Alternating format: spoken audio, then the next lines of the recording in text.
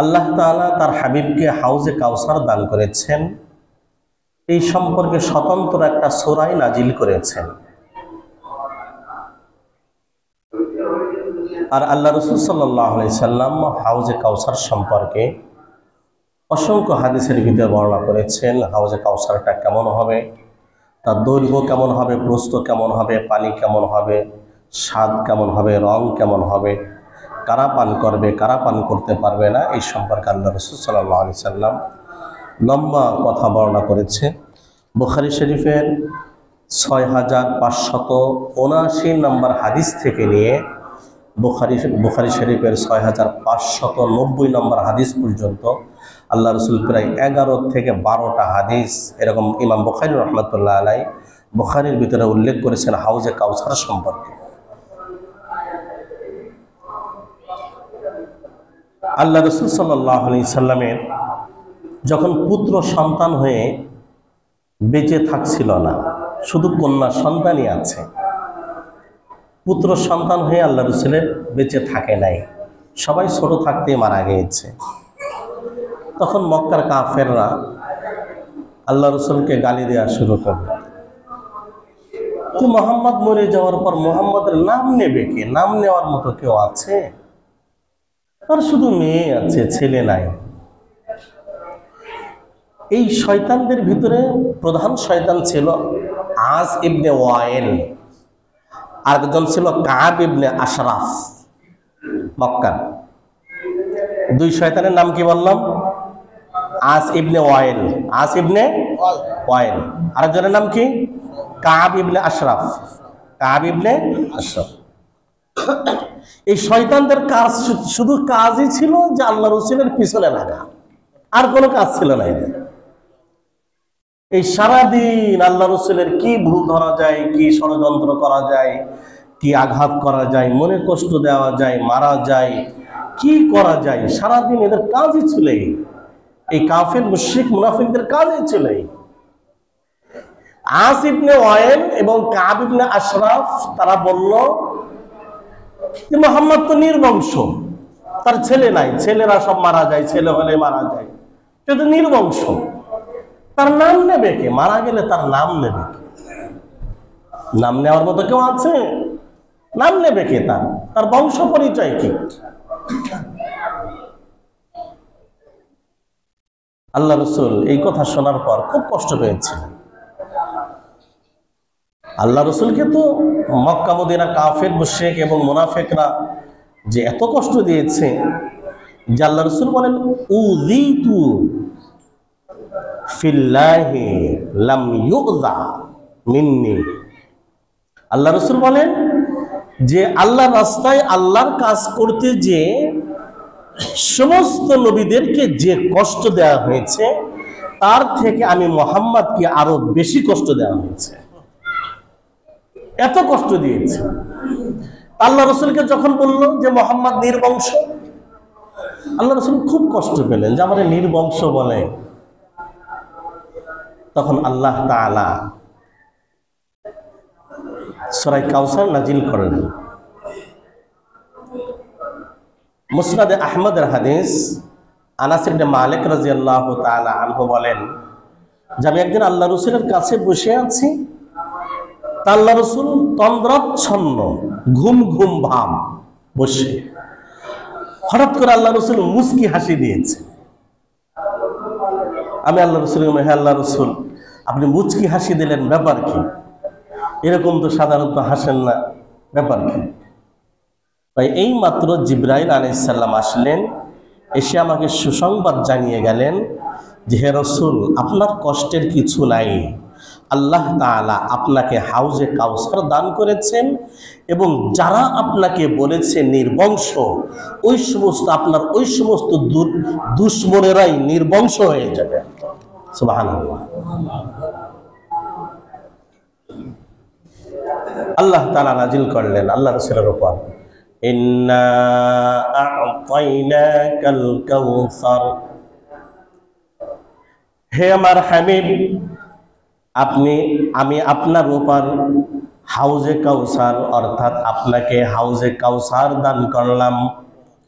ইন্না নিশ্চয় আমি আ'তাইনাকা আপনাকে দান করেছি আল কাউসার হাউজে কাউসার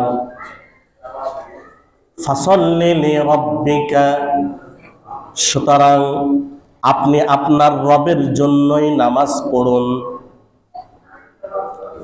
ফাসাল্লি অতঃপর আপনি নামাজ পড়ুন। তাফসিরে ইবনে কাসিরের ভিতরে এসেছে ফাসাল্লি আল ফারাইজ ওয়ান নওয়াফিল আপনি ফরজ নামাজ এবং নফল নামাজ আদায় করুন। ওয়ানহার এবং কুরবানি করুন। সাহাবী জিজ্ঞাসা করলেন, হে আল্লাহ রাসূল, আপনাকে যে হাউজে কাউসার দান করা হয়েছে এইটা আবার কি জিনিস একটু বলে দিন। এটার প্রশস্ত কত হবে, এটা কেমন হবে আপনি বলে দিন। বুখারী শরীফের ভিতরে আসছে 6579 নম্বর হাদিস। عن عبد الله بن عمرو رضي الله تعالى عنه قال قال النبي صلى الله عليه وسلم حوزي مسيرة شهر আল্লাহ তাআলা আমাকে যে হাউজে কাউসার দান করেছে এর প্রশস্ত কত তোমরা কি জানো? এর প্রশস্ত হচ্ছে 1 মাসের রাস্তা। আল্লাহ রাসূল বুখারী শরীফের আর এক হাদিসে আছে, আল্লাহ রাসূল বলেন হাউজে কাউসারের প্রশস্ত কত তোমরা কি জানো? হাউজে কাউসারের প্রশস্ত হচ্ছে আইলা থেকে নিয়ে ইয়ামানের রাজধানী সানা এত দূরের এর যে দূরত্ব আছে এতটুকু হচ্ছে তার প্রশস্ততা। আইলা বলা হয় বাইতুল মুকাদ্দাস থেকে নিয়ে ইয়ামান, অনেক দূরত্ব, হাজার হাজার মাইল দূরত্ব। আল্লাহ রাসূল বলেন হাউজে কাউসার প্রশস্ত হবে বাইতুল মুকাদ্দাস থেকে নিয়ে ইয়ামানের সানা পর্যন্ত। আল্লাহ রাসূল আরো বলেন মাউহু আবিয়াজু মিনাল লাবানি হাউজে কাউসার তার পানি হবে দুধের থেকেও সাদা। সুবহানাল্লাহ বলবেন না? মাউহু আবিয়াজু মিনাল লাবান হাউজে কাউসারের পানি হচ্ছে দুধের থেকেও বেশি সাদা। ওয়ারিহুহু আতয়াবু মিনাল মিসকি আর তার ঘ্রাণ হবে কিরকম? আল্লাহ রাসূল বলেন আতয়াবু মিনাল মিসকি মিশকে আম্বার থেকে আরো বেশি সুঘ্রাণ হবে। আল্লাহ রাসূল বলেন আরো শুনে রাখো হাউজে কাউসারের পানি যে আমি পান করাবো তোমরা কি মনে করেছো একটা পাত্রে পান করবে? না না না, হাউজে কাউসারের পানি পান করার পাত্র কত হবে তোমরা জানো? ওয়াকিজানুহু কানুজুমিস সামা হাউজে কাউসারের পানির পান পাত্র হবে আকাশের যত নক্ষত্র আছে, যত তারকা আছে, আকাশে যত তারকা আছে তারকার থেকে পরিমাণে হাউজে কাউসারের পানির পান পাত্র আরো বেশি হবে। আল্লাহ রাসূল তারপরে আরো বলেন মান শারিবা মিনহা যে ব্যক্তি হাউজে কাউসারের পানি পান করবে ফালা ইয়াজমাউ আবাদান সে আর কোশ্চিন কালেও সে আর তৃষ্ণার্ত হবে না। আল্লাহ রাসূল আরো বলেন যে হাউজে কাউসার সেটা কি, আরো কি জানতে চাও? আন আনাস ইবনে মালিক রাদিয়াল্লাহু তাআলা আনহু আন্না রাসূলুল্লাহি সাল্লাল্লাহু আলাইহি ওয়াসাল্লাম قال ইন্না কদরা হাউজি আমার হাউজে কাউসার এর পরিমাণ কত প্রশস্ত কত জানো? কামা বাইনা আইলাতা ওয়া সানআ মিনাল ইয়ামান আইলা থেকে নিয়ে ইয়ামানের রাজধানী সনা পর্যন্ত হবে। ওয়া ইন্না ফীহি মিনাল আবারিক, আর কি হবে তোমরা কি জানো? হাউজে কাউসারের পানির পাশে, হাউজে কাউসারের পাশে অনেক পানপাত্র থাকবে। কা আদাদি নুজুমিস সামা, আকাশের নক্ষত্র যত পরিমাণ আছে ওর থেকে আরো পানপাত্র বেশি থাকবে। বুখারী শরীফের 6581 নম্বর হাদিস, আল্লাহ রাসূল বলেন, عن أنس بن مالك رضي الله تعالى عنه عن النبي صلى الله عليه وسلم بينما أنا أسير في الجنة, আল্লাহ রাসূল বলেন, আমি যখন মেরাজে গিয়েছিলাম, মেরাজে যে জান্নাত ভ্রমণ করছিলাম, জান্নাতের ভিতরে হাঁটাহাঁটি করছিলাম, আল্লাহ রসুলের যে মেরাজ হয়েছে আপনাদের কি বিশ্বাস হয়? হয়। বুখারী শরীফ হাদিস সহ আরো তো অনেক হাদিস আছে, আর কোরআন শরীফে তো আছেই। কোরআন শরীফের সূরা নজমের ভিতরে যান, ওয়ান নাজমি ইযা হাওয়া মা দাল্লা সাহিবুকুম ওয়া মা গাওয়া ওয়া মা ইয়ানতিকু আনিল হাওয়া ইন হুয়া ইল্লা ওয়াহয়ুন ইউহা আল্লামাহু শাদীদুল কুওয়া যু মিররাতিন ফাস্তাওয়া ওয়া হুয়া বিল উফুকিল আ'লা। আল্লাহ রাসূল আসমানের সর্ব উচ্চ শিখরে পৌঁছে গিয়েছিলেন। তারপরে আল্লাহ তাআলা সূরা বনি ইসরাঈলের ভিতরে বলেন আল্লাহ রাসূলের মেরাজ নিয়ে, সুবহানাল্লাযী আসরা বিআবদিহি লাইলাম মিনাল মাসজিদিল হারামি ইলাল মাসজিদিল আকসাল্লাযী বারাকনা হাওলাহু। আল্লাহ রাসূলের যে ইসরা এবং মেরাজ হয়েছে কোরআন দ্বারা প্রমাণিত, অসংখ্য হাদিস দ্বারাও প্রমাণিত আছে। আল্লাহ রাসূল যে 7 আসমান পাড়ি দিয়ে, লৌহ কলম পাড়ি দিয়ে আল্লাহ তাআলার আরশে আজিমে যে আল্লাহ তাআলার সাথে কথা বলেছেন, এটা কি আমাদের বিশ্বাস হয়? সবার হয়, নাস্তিকদের কিন্তু বিশ্বাস হয় না। 7 আসমান পাড়ি দিয়ে যায় কিভাবে? মধ্য আকর্ষণ বলতে একটা জিনিস আছে, ওখানে তো কিছুই যেতে পারে না। মুহাম্মদ আবার গেল কিভাবে ওখানে?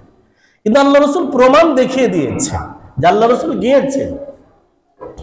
আল্লাহ রাসূল বলেন, বাইনামা আনা আসিরু ফিল জান্নাহ, আমি মেরাজে যে জান্নাতে আমি হাঁটাহাঁটি করছিলাম, চলাচল করছিলাম, তারপরে দেখি ওখানে দেখি ইদা আনা বিনাহরিন, দেখি একটা নদী, জান্নাতের ভিতরে একটা নদী, হাফাতাহু ইবাবুদ দুররিল মুজাওয়াফি, এমন একটা নদী দেখলাম, নদীর দুধারে এরকম মণিমুক্তা দিয়ে, সাফা মণিমুক্তা দিয়ে এটা বাধাই করা। আল্লাহ রাসূল বলেন, কুনতু মা হাযা ইয়া জিবরিল, জিব্রাইল এই নদী আবার জান্নাতে কোথা থেকে আসলো? যার দুই পাশে মণিমুক্তার গম্বুজ, এরকম দুই পাশে। আল্লাহ রাসূল বলেন, কুনতু আমি বললাম, মা হাযা ইয়া জিবরিল, জিব্রাইল এটা কি? তখন জিব্রাইল আলাইহিস সালাম আমাকে উত্তর দিলেন, ক্বালা হাযাল কাউসার, এইটা হচ্ছে কাউসার, আ'তাকা রাব্বুক, আপনার রব আপনাকে দান করেছেন। তারপরে জিব্রাইল আলাইহিস সালাম বলেন, ফাইদা তিনুহু মিসকুন আযফার, আর তার যে মাটি আছে এই মাটির ঘ্রাণ কিরকম? মেশকে আম্বার থেকেও আরো মাটির ঘ্রাণ বেশি। তাহলে হাউজে কাউসার আল্লাহ রাসূল নিজেই মেরাজের রাতে জান্নাতে যে দেখে এসেছেন, এর ভিতরে কোনো কি সন্দেহ আছে কারণ? যে হুজুররা গাল গল্প করে, অস্বীকার করলে ঈমান চলে যাবে। আল্লাহ রাসূল আরো বলেন, বুখারী শরীফের 6582 নম্বর হাদিস, আন আনাস ইবনে মালিক রাদিয়াল্লাহু তাআলা আনহু আনিন নবী সাল্লাল্লাহু আলাইহি ওয়াসাল্লাম قال, আল্লাহ রাসূল বলেন যে শুনে রাখো, হাউজে কাউসারের পানি পান করবে কারা কি তোমরা জানো? যাদের ভিতরে যাদের ঈমান পাকা হবে এবং যাদের ঈমানের সাথে কুফর শিরিক বেদাত থাকবে না। যাদের ঈমান কি হবে? পাকা হবে এবং ঈমানের সাথে কুফর শিরিক বেদাত থাকবে না। বুখারী শরীফের হাদিস, সাহাবায়ে কেরাম জিজ্ঞাসা করলেন, আপনি যে হাউজে কাউসারের পানি আপনার উম্মতকে পান করাবেন, আপনার উম্মত আপনি কোটি কোটি মানুষের মাঝে চিনবেন কিভাবে? এটা প্রশ্ন হয় না? প্রশ্ন হয়, বুখারী শরীফের হাদিস। সাহাবায়ে কেরাম জিজ্ঞাসা করলেন, হে আল্লাহর রাসূল, আপনি যে আপনার উম্মতকে হাউজে কাউসারের পানি পান করাবেন, আপনার উম্মতকে আপনি কিভাবে চিনবেন? চিনবেননি আপনি আপনার উম্মতকে? আল্লাহ রাসূল বলেন, আ'রিফুহুম, আমি আমার উম্মতকে চিনব। তাই কিভাবে চিনবেন? আপনার উম্মতকে ভালো করে বুঝবেন। যারা বেনামাজি তারা ভালো করে বুঝবেন। আল্লাহ রাসূল বলেন, গুররান মুহাজ্জালিনা মিন আসারিল উযু, আমার উম্মত নামাজের জন্য যে ওযু করত, ওযু করার কারণে কিয়ামতের মাঠে তাদের ওযুর স্থানগুলি চমকাতে থাকবে। এইটা একমাত্র আমার উম্মতের বৈশিষ্ট্য হবে। আর কোন উম্মতের ওযুর স্থান চমকাবে না, শুধু আমার উম্মতের ওযুর স্থান চমকাবে, চকচক করে থাকবে। আল্লাহ রাসূল বলেন, গুররান মুহাজ্জালিনা মিন আসারিল উযু, আমার উম্মতের ওযুর স্থানগুলি চমকাতে থাকবে। আমি দেখে দেখে আমার উম্মতকে আমি হাউজে কাউসারের পানি পান করাবো। তাহলে এই হাদিস থেকে আবার বোঝেন দেখি, ওযু করে কারা? ওযু করে কারা? নামাজিরা। তাহলে এই হাদিস দ্বারা একটু চিন্তা করেন, আমার চিন্তা করার দরকার, আপনারা একটু চিন্তা করেন। তাহলে কি নামাজ না পড়ে কি হাউজে কাউসারের পানি পান করা যাবে? কি বুঝলেন আপনারা বলেন দেখি? আল্লাহ রাসূল নিজেই বলতেছেন, গুররান মুহাজ্জালিনা মিন আসারিল উযুই, বুখারী শরীফের হাদিস।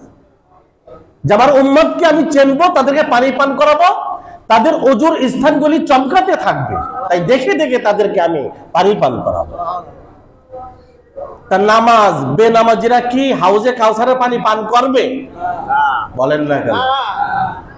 সবাই কয় ঠেলে ঠুলে ঢুকে যাবো নাকি, ধাক্কায় বাক্কায় ঢুকে যাবো, এরকম নাকি? পারা যাবে? হুজুর বলছেন না, কানুজুমিস সামাই ওয়া কিজানুহু কানুজুমিস সামাই, পানপাত্র থাকবে আকাশের নক্ষত্রের থেকে আরো বেশি, অনেক পানপাত্র, ঢুকে একটা নেমার দৌড়, এরকম। তাহলে হাউজে কাউসারের পানি পান করবে উম্মতের কারা বলেন দেখি? হাউজে কাউসারের পানি পান করবে আল্লাহ রাসূলের কাছ থেকে কারা বলেন দেখি? যারা ওযু করে। আর ওযু করে কারা বলেন দেখি? নামাজিরা ওযু করে, অর্থাৎ নামাজিরাই হাউজে কাউসারের পানি পান করবে। এবার বলেন দেখি, হাউজে কাউসারের পানি কি শুধু আমি আপনি পান করব না, আমার স্ত্রী, আমার ছেলে মেয়ে, আমার পরিবারের জনদেরকে পান করার ব্যবস্থা করে দেওয়ার দরকার আছে না নাই? আল্লাহ রাসূল বলেন, লায়ারিদান্না, কিয়ামতের দিন একটা দল হাউজে কাউসারের পানি পান করতে আসবে। হাউজে কাউসারের পানি পান করতে আসবে, বুখারী শরীফের হাদিস। লায়ারিদান্না আলাইয়া নাসুম মিন উম্মতি, আমার উম্মতের একটা দল আসবে হাউজে কাউসারের পানি পান করার জন্য। হাত্তা আরাফতুহুম, এমনকি আমি তাদেরকে চিনে ফেলবো এরা কারা। উখতুলিজা মিন দুনি, আমার থেকে তাদেরকে বাধা দেওয়া হবে, আমার কাছে আসতে বাধা দেওয়া হবে। ফাকুলু আসহাবি, তখন আমি আল্লাহকে বলবো আল্লাহ এরা আমার উম্মত। ফায়াকুলু, আল্লাহ তাআলা উত্তর দেবেন, লা তাদরি মা আহদাসু বা'দাক, হে রাসূল আপনি দুনিয়ার থেকে চলে আসার পর আপনার এই উম্মত সম্পর্কে আপনি জানেন না যে তারা কত রকম বেদাত কাজে জড়িত হয়েছিল। বুখারী শরীফের 6582 নম্বর হাদিস খুলে দেখবেন। আল্লাহ রাসূলের কাছে যেতে বাধা দেওয়া হবে যে না, তারা হাউজে কাউসারের পানি পান করতে পারবে না। আল্লাহ রাসূল তখন বলবেন, ফাকুলু, আল্লাহ রাসূল বলেন তখন আমি বলবো, ইন্নাহুম উম্মতি, তাদেরকে বাধা দেওয়া হচ্ছে কেন, তারা তো আমার উম্মত। ফায়ুকালু, তখন আল্লাহ রাসূলকে বলা হবে, ইন্নাকা লা তাদরি, আপনি জানেন না, মা আহদাসু বা'দাক, আপনি দুনিয়া থেকে আসার পরে তারা যে নতুন নতুন বেদাত কাজ আবিষ্কার করেছে। তখন আমি বলবো, ফাকুলু সুহকান সুহকান লিমান গায়্যারা বা'দি, তখন আমি বলবো দূর হয়ে যাও, দূর হয়ে যাও, দূর হয়ে যাও হে আমার উম্মত, কেননা আমি দুনিয়ার থেকে আসার পরে তোমরা অনেক বেদাত কাজে জড়িত হয়েছিলে, যাও দূর হয়ে যাও।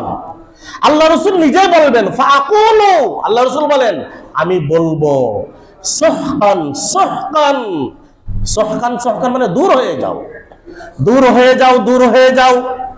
লিমান গায়্যারা বা'দি, ওই সমস্ত লোক আজ হাউজে কাউসারের পানি পান করতে পারবে না যারা আমি দুনিয়া থেকে চলে আসার পর বেদাত কাজের আবিষ্কার করেছে, বেদাত কাজে জড়িত হয়েছিল, তোমরা দূর হয়ে যাও, দূর হয়ে যাও।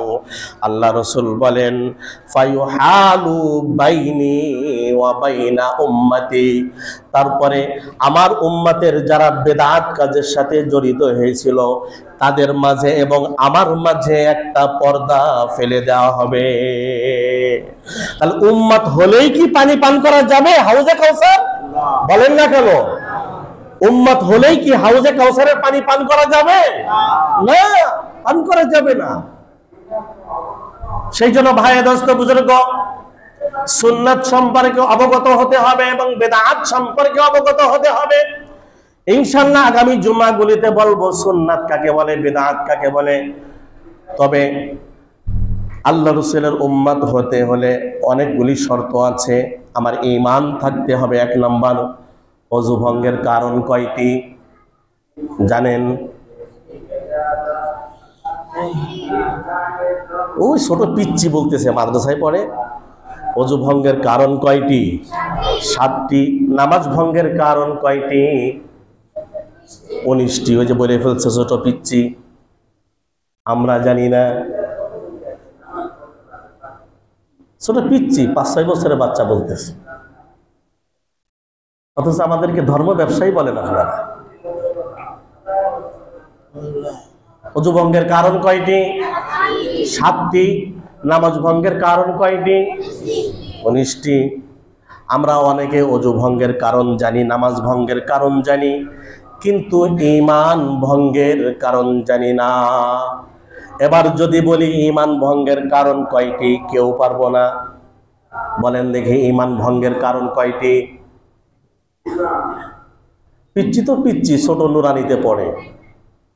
ঈমান ভঙ্গের কারণ 26টি। কয়টি? ঈমান ভঙ্গের কারণ কয়টি?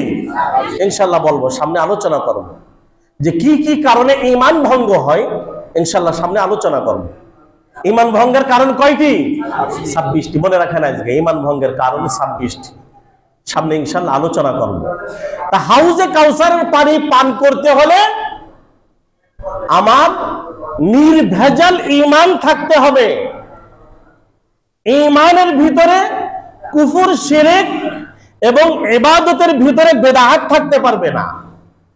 আমার ঈমান মুক্ত হতে হবে কুফর থেকে, শিরক থেকে, ইবাদত মুক্ত হতে হবে বেদাত থেকে। যদি নির্ভেজাল ঈমান নিয়ে যেতে পারি তাহলে হাউজে কাউসার ইনশাআল্লাহ পান করতে পারব। আল্লাহ রাসূল নিজ হাত দ্বারাই হাউজে কাউসারের পানি পান করাবেন। আল্লাহ রাসূল বলেন হাউজে কাউসার হবে জান্নাতের একেবারে মিডিলে, একেবারে মাঝখানে হবে।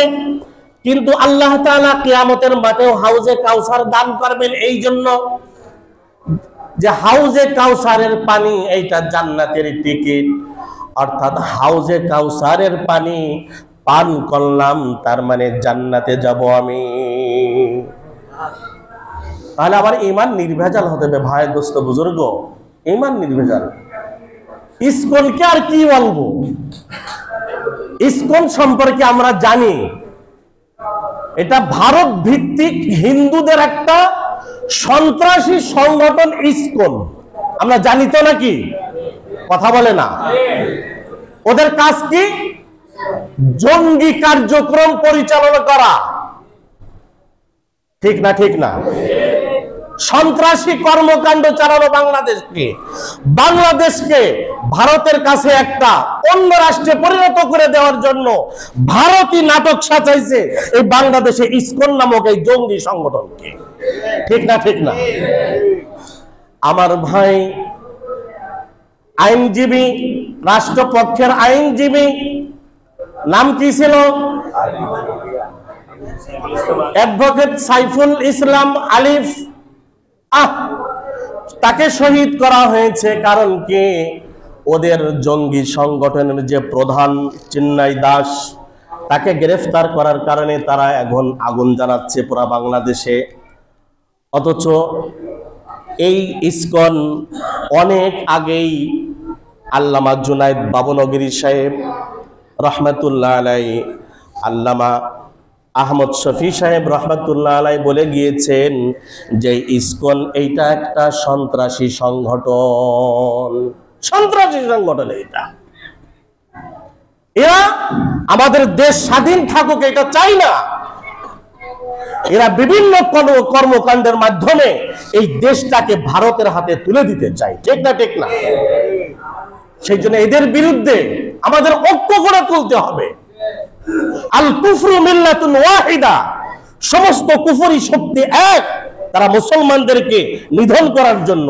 এই ইসকন আমাদের বন্ধু না শত্রু? বলেন না কেন? শত্রু। আমাদের এই মাটির শত্রু, আমাদের দেশের শত্রু, ইসলামের শত্রু, কোরআন সুন্নাহর শত্রু এই ইসকন। ইসকনের বিরুদ্ধে আমাদের ঐক্যবদ্ধ হওয়ার দরকার আছে না নাই? সাহস কি? জবাই করে দিয়েছে দিনে দুপুরে একজন রাষ্ট্রপক্ষের আইনজীবীকে জবাই করে দেওয়া। কি মনে করেন এটা? কি মনে করেন? এটা তুচ্ছ মনে করেন? এটা তুচ্ছ কোনো বিষয় না। এটা এর শিকড়টা অনেক গভীরে, অনেক গভীরে। এটা চিন্তা করবেন এগুলি নিয়ে। হুজুর আবার এই নিয়ে আবার আন্দোলন করার দরকার কি? আন্দোলনের কি আছে? আমার দেশ গুল্লাই যাচ্ছে, আমার ইসলাম গুল্লাই যাচ্ছে, মুসলমান গুল্লাই যাচ্ছে, আর আন্দোলন করবে না? যাই হোক, আমরা সব সময় সজাগ দৃষ্টি রাখবো ইনশাআল্লাহ। আমরা এই দেশকে ভালোবাসি, দেশের মাটিকে ভালোবাসি, দেশের সম্পদকে ভালোবাসি, দেশের স্বাধীনতা সার্বভৌমত্বকে ভালোবাসি, ইসলামকে ভালোবাসি, কোরআন সুন্নাহকে ভালোবাসি, মুসলমানদেরকে ভালোবাসি। এই দেশে যে হিন্দুরা বসবাস করে, বিধর্মীরা বসবাস করে, এরা জামাইয়ের মতো বসবাস করে। ঠিক না? ঠিক না? অথচ ভারত দেখেন, ওরা আবার নতুন করে সুর তুলছে যে আজমির শরীফের জায়গা নাকি ওদের কোন মন্দিরের ছিল, আবার নতুন সুর। বাবরি মসজিদ দখল করে নিয়েছে, এখানে তাদের মন্দির ছিল, হ্যান ছিল, ত্যান ছিল, নতুন করে সুর তুলতেছে এরা। কিছুদিন পর নতুন করে সুর উঠাবে যে বাংলাদেশ আমাদের অঙ্গরাজ্য, পূর্ব তিমুরের মতো। পূর্ব তিমুরের ঘটনা জানেন কিভাবে এটা বেদখল হয়ে গিয়েছে। এই পার্বত্য অঞ্চলগুলি আস্তে আস্তে এইভাবেই বেদখল হয়ে যাবে। যতক্ষণ পর্যন্ত ওদেরকে শায়েস্তা না করা হবে রাষ্ট্রীয়ভাবে, ততক্ষণ পর্যন্ত আমাদের আস্তে আস্তে এই দেশটা বেদখল হয়ে যাবে। আমাদের দেশে জামাইয়ের মতো থাকে এরা, আশ্চর্য লাগে আমার। তবে আমাদের আখলাক চরিত্র ঠিক করতে হবে। আমাদের আখলাক চরিত্র কি করতে হবে? ঠিক করতে হবে। আমার আশ্চর্য লাগে, মসজিদের দান বাক্স থেকে টাকা চুরি হয়। জানেন আমাদের মসজিদ থেকে অনেকে আছে 500 টাকা 1000 টাকা নোট দেই, পাওয়া যাচ্ছে না। টাকা যখন গনে মসজিদ কমিটি 500 টাকার নোট 1000 টাকার নোট পাই না, অথচ দিয়েছে, কয়েকজন দিয়েছে। এটা অনেকদিন যাবৎ হচ্ছে। এটা মসজিদের দান বাক্স থেকে 500 টাকা 1000 টাকার নোট উঠাই নেওয়া হয়। আগে 8-10 হাজার টাকা উঠতো, এখন 2-3 হাজার টাকা ওঠে জুমার দিন। কি আখলাক রে ভাই! এ কি জুমার নামাজ পড়তে আসে না চুরি করতে আসে? বলেন না কেন? চোর কখনো নামাজি হয় না, চোর নামাজি সাজে। চোর নামাজি সেজে নামাজ পড়তে আসে, চোর কখনো নামাজি হয় না। দান বাক্স যাচ্ছে কিভাবে? 500 টাকার নোট 1000 টাকার নোট, মনে হচ্ছে 10 টাকার নোট দিয়ে 1000 টাকার নোট 500 টাকার নোট উঠাই নিয়েছে। এরকমই হবে। আপনার একটু বুক কাঁপে না যে আল্লাহর ঘর মসজিদের টাকা নেব কিভাবে? মানে বাঙালির অভ্যাস হয়ে গেছে চুরি করতে করতে রাষ্ট্রীয় সম্পদ, জনগণের সম্পদ, এই চুরি করতে করতে অভ্যাস হয়ে গেছে। এখন কোন আর ভয় নাই, আল্লাহর ভয় নাই। এমন ঘটনা আছে আমাদের বাংলাদেশে, গ্রামের মসজিদে চোর চুরি করতে আসছে, দেওয়াল ঘড়ি চুরি করবে, কোনো টুল পাই না, চেয়ার পাই না, টেবিল পাই না। কিভাবে চুরি করবে? তার তো ঘড়িটা চুরি করা লাগবে। কিভাবে চুরি করবে শোনেন, সত্য কাহিনী। এই চোর পরে কি করছে, তাকের উপর কোরআন শরীফ ছিল, কোরআন শরীফ নিজেই নিচে সাজিয়ে সাজিয়ে কোরআন শরীফের উপর উঠে পা দিয়ে ঘড়ি পেয়ে নিয়ে গেছে। নাউজুবিল্লাহ বলবেন না? এই জাতি এই কাজও করে। অথচ আপনি যান সৌদি, যান মক্কা মদিনায় যান, আশ্চর্য। কালকে একজন বলতেছে, আমি উমরায় যাওয়ার পর আমার ব্যাগের ভিতরে রিয়াল ছিল, মোবাইল ছিল, ছোট ব্যাগ।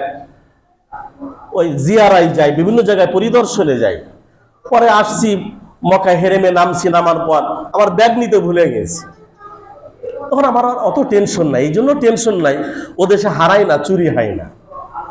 পরে আমি চিন্তা করতেছি যে ওকে পাওয়া যায়, ড্রাইভারকে খুঁজতে হবে। এবার ড্রাইভারের নাম্বার আমার ডায়ালে ছিল।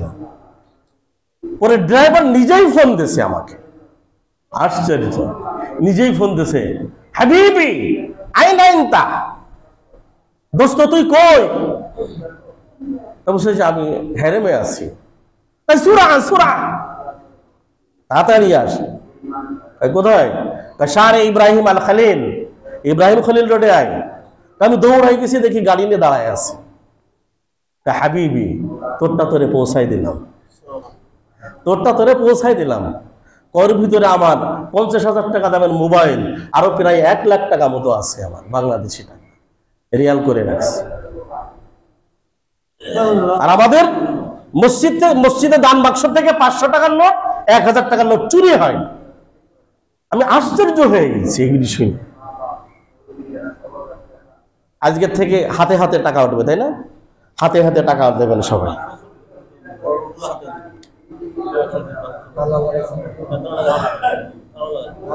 তালা লাগানো হয়েছে, দান বাক্সে তালা লাগানো হয়েছে। আজকে যে চোর সাহেব, যে আপনি যে এসেছেন, চোর সাহেব যদি এসে থাকেন, তওবা করে চলে যেন, আর কোনোদিন এই কাজ করেন না। আল্লাহর ঘর মসজিদের দান বাক্স থেকে টাকা নেবেন, আজকে দয়া করে তওবা করে আপনি চলে যেন। আর বান্দার হক নষ্ট করেছেন, আল্লাহ তাআলা মাফ করবেন কিনা জানি না। আল্লাহর হক নষ্ট করলে আল্লাহ ইচ্ছা করলে মাফ করে দিতে পারে। আপনি নামাজ পড়েন না, আল্লাহ ইচ্ছা করলে মাফ করে দিতে পারে। আপনি হজ ফরজ হজ করেন নাই, আল্লাহ ইচ্ছা করলে মাফ করে দিতে পারেন। কিন্তু আপনি বান্দার হক নষ্ট করবেন, আল্লাহ তাআলা কি করবেন না? বান্দা যতক্ষণ পর্যন্ত মাফ না করবে ততক্ষণ পর্যন্ত কোনো মাফ নাই। সেজন্য আল্লাহ রাসূল বলেন, আতাদরুনা মানিল মুফলিস মিন উম্মতি, আমার উম্মতের ভিতরে সবথেকে গরিব কে জানো তোমরা?